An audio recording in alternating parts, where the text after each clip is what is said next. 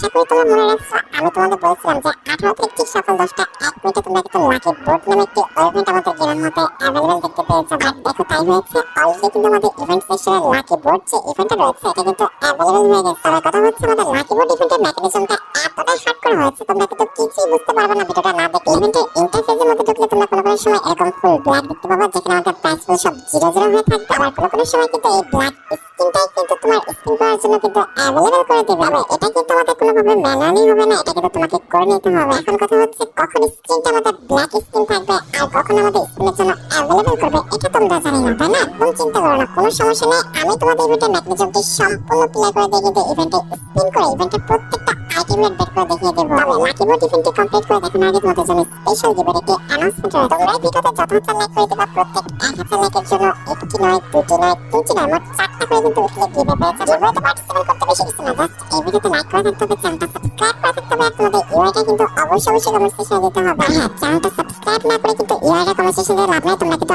আগে চ্যানেলটা সাবস্ক্রাইব করবে, এরপর কিন্তু তোমাদের ইউআইটা কমেন্ট সেকশনে দিবা। আর গাইস তোমরা অনেকে আছো যারা কিন্তু নিজের ইভেন্টটা কমপ্লিট করতে যাচ্ছ, একদমই কম দামে ডায়মন্ড টপ করতে চলে যেতে পারো ড্রিম টপ আপ নামে এই টপ আপ ওয়েবসাইটে। তোমরা যারা রিসেলার আছো তারা কিন্তু চাইলে কিন্তু রিসেল করতে পারো, কারণ এখানে কিন্তু অন্যান্য ডায়মন্ডের প্রাইসটা অনেকটাই কম। এখান থেকে তোমরা কম দামে ডায়মন্ড কিনে কিন্তু তোমার ফ্রেন্ডের সাথে কিন্তু বিজনেসও করতে পারবে। ওয়েবসাইটের লিংক কিন্তু অবশ্যই ডেসক্রিপশন বক্স এবং পিন কমেন্ট করা আছে। আর বেশি কথা বলছি না, আমরা কিন্তু লাকি বোট যে ইভেন্টটা রয়েছে এটা কমপ্লিট করার জন্য কিন্তু আমাদের স্ক্রিনের লেফট সাইডে যে উপরে আইকনটা দেখতে পারতেছি ইভেন্টে, এটার উপরে কিন্তু ক্লিক করে দেব। ক্লিক করার সাথে সাথে কিন্তু আমাদের কাছে এমন একটি ইন্টারফেস হলো এবং নোটিফিকেশনে লেখা আছে যে all price have been old. এটার অর্থ হচ্ছে আমাদের যে মেন প্রাইসগুলো রয়েছে সবগুলো প্রাইস কিন্তু নিয়ে নেওয়া হয়েছে। না, একদম ভাবে কিছু নেই। তুমি যদি লেট করে আমাদের ইভেন্টে ঢোকো সেক্ষেত্রে এই ইন্টারফেসটা তোমার কাছে আসবে। তবে নিচে দেখো কি লেখা আছে, you may process with your free bot change. তার মানে বলা হয়েছে আমি কিন্তু চাইলে ফ্রিতে কিন্তু এই বোটটা চেঞ্জ করে নিতে পারবো। এই বোর্ডে যেহেতু সবগুলো আইটেম নেওয়া হয়ে গেছে আমাদের কিন্তু অন্য বোর্ডে যেতে হবে। এবার তার নিচে লেখা আছে দেখো যে ট্যাপ এনিওয়্যার টু এক্সিট। তার মানে হচ্ছে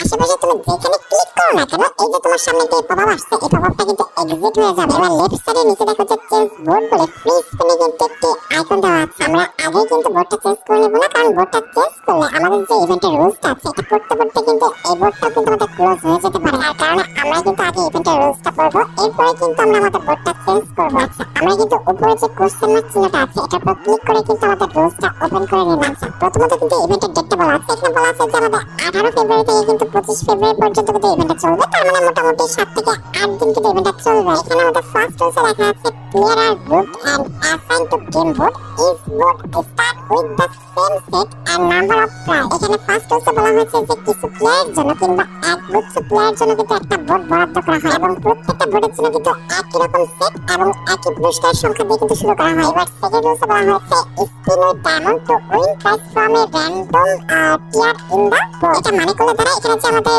এ থেকে এফ বা জি পর্যন্ত যতগুলো বোর্ড রয়েছে এই বোর্ডগুলো থেকে আমাদের প্রাইস তো জিততে হলে আমাদের কিন্তু ডায়মন্ড দিয়ে স্পিন করতে হবে। এবার থার্ড রুলসটা কিন্তু খুবই গুরুত্বপূর্ণ, যেখানে লেখা আছে if any player win a prize it is remove from the board prize pool. এটার মানে করলে দ্বারা যে কোনো বোর্ডের যদি আমাদের আইটেম রেটগুলো থাকে 10টা আর যদি 10 জন পেয়ে যায় অলরেডি সেই আইটেম রেটটা, সেক্ষেত্রে কিন্তু সেই বোর্ডটা ক্লোজ হয়ে যাবে। সেই বোর্ড থেকে তোমরা আইটেম রেটগুলো পাবে না। সেই বোর্ডের আইটেম রেটগুলো পেতে হলে সেই বোর্ডটা চেঞ্জ করতে হবে আর কি, ঠিক আছে? আচ্ছা, তারপরে রুলসে বলা হয়েছে complete with other player to win price from the board before all the prize are won. এখানে বলা হয়েছে সমস্ত পুরস্কার জেতার আগে অর্থাৎ সমস্ত পুরস্কার শেষ হয়ে যাওয়ার আগে অন্যান্য প্লেয়ারদের সাথে তোমাকে প্রতিযোগিতা করতে হবে। এক কথায় বাংলা ভাষায় বুঝে নাও ডায়মন্ডের বৃষ্টি হইতে হবে, ঠিক আছে? এন্ড লাস্ট যে রুলসটা বলা আছে player any to change to different board at any time for 20 diamond. তার মানে প্লেয়ার যদি চায় অর্থাৎ তুমি যদি চাও তাহলে 20 ডায়মন্ড থেকে তোমার বোর্ডটা চেঞ্জ করে ফেলতে পারো। First board change is free, তার মানে হচ্ছে প্রথম বোর্ডটা তোমরা কিন্তু ফ্রিতে পরিবর্তন করতে পারবে। এন্ড লাস্ট প্যারাটা লেখা আছে you can also switch for free if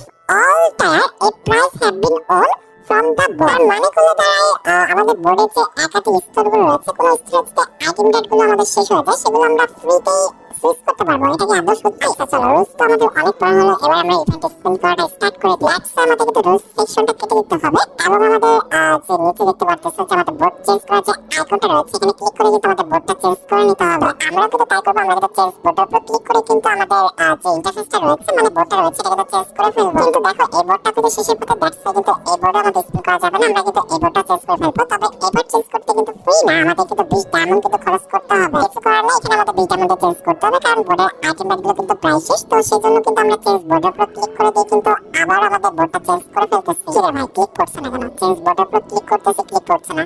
আচ্ছা ঠিক আছে, আবার ঠিকভাবে ক্লিক করছি। নেটের হয়তো সমস্যা ছিল, আমরা কিন্তু বোর্ডটা চেঞ্জ করে ফেলছি।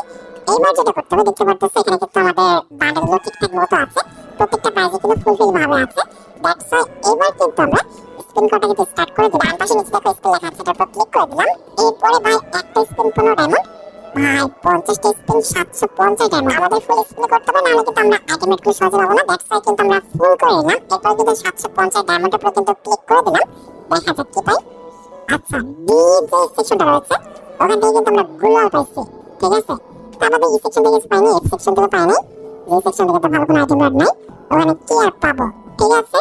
এ বি সি ডি এর মধ্যে কিন্তু আমরা ডিটা পেয়ে গেছি, বাকিগুলোতে ভালো কোনো আইটেম রাড নেই, ওগুলোতে আশা করে লাভ নেই। এখানে আমাদের এ বি সি যে কোনো একটা আইটেম রাড পাইতে হবে। এবার দেখা যাক, আবার আমাদের 750 ডায়মন্ড স্পিন করে দিচ্ছি, কিছু পাইলাম, কিচ্ছু দিল না এবার। আচ্ছা ঠিক আছে, 750 ডায়মন্ড সম্পূর্ণটাই লস। আচ্ছা আবার স্পিন করতে হবে, এ বি সি যে কোনো একটা আইটেম রাড আমার প্রয়োজন। দেখা যাক যে তারা দেয় কিনা। বাকি সেকশনে কিন্তু আমাদের ভালো কোনো আইটেম রাড নেই, ওগুলো আশা করে লাভ নেই। আমরা কিন্তু আবারও 750 ডায়মন্ড স্পিন করে দিলাম, কি দিচ্ছে ভাই, বারবার ই এফ জি ওখান থেকে দিতেছে। আমাদের এ বি সি ডি যে কোনো একটা সেকশন থেকে আমাদের আইটেম রাডগুলো দিতে হবে। দিতে পেয়ে গেছি, ও সি পাইছি ভাই, সি মানে ইমোটটা পেয়ে গেছি।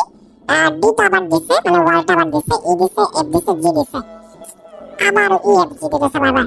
এবার এ আর বি, এ আর বির মধ্যে ভাই আমাদের একটা বান্ডেল আছে, মেল বান্ডেল, আর এটা কিন্তু ফিমেল বান্ডেল। আমার মেল বান্ডেলটা হলে হয়েছে, দেখা যাক গেম আমাদের মেল বান্ডেলটা দেয় কিনা। লেটস সে আমরা কিন্তু 50 আবার স্পিন করব, দেখা যাক যে এ আর বি যে কোনো একটা সেকশন থেকে আমরা আইটেম রাডগুলো পাই কিনা, ঠিক আছে। আমরা কিন্তু ফুল ম্যাক্স করে নিলাম, এরপরে কিন্তু 750 ডায়মন্ড স্পিন করে ফেললাম। ভাই বি দিছে, সি আবার দিছে, কি কি দিছে, ডি আবার দিছে। এটা দিয়ে দিলে হয়ে যেত, আমরা কিন্তু এখানে স্পিন করতাম না, কারণ ভাই বি আমার প্রয়োজন না, কারণ আমি যেহেতু মেল ক্যারেক্টার নিয়ে খেলি, তো আমার বি প্রয়োজন ছিল না, তার সে বিটাই দিছে, কি আর বলবো। আচ্ছা যাই হোক, এখন আমাদের কাছে অনেক ডায়মন্ড আছে, স্পিন করে দেখি আমাদের লাখটা ফিরে কিনা। ডি দিছে, এ দিছে, এফ দিছে, জি দিছে। আরে ভাই এটা দাও, এটা দিয়ে দিলে কিন্তু আমাদের ইভেন্ট থেকে প্রত্যেকটা আইটেম রাড কিন্তু বের করা হয়ে যাবে।